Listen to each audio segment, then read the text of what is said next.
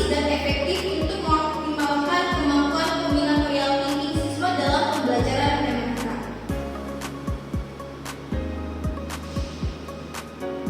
Tujuan dari penelitian ini adalah: 1. Menghasilkan media yang valid dari segi isi dan desain.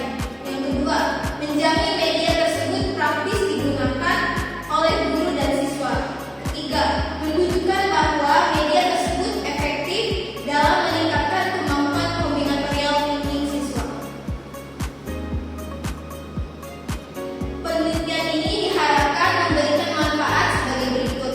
Secara teoritis, memperkuat kajian tentang pengembangan media pembelajaran matematika yang berbasis visual dan interaktif.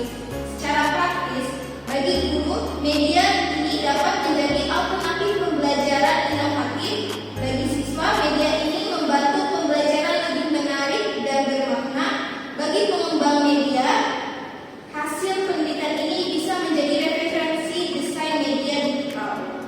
Secara instruksional, media ini bisa menjadi model pengembangan media pembelajaran berbasis visual untuk topik-topik matematika abstrak lainnya.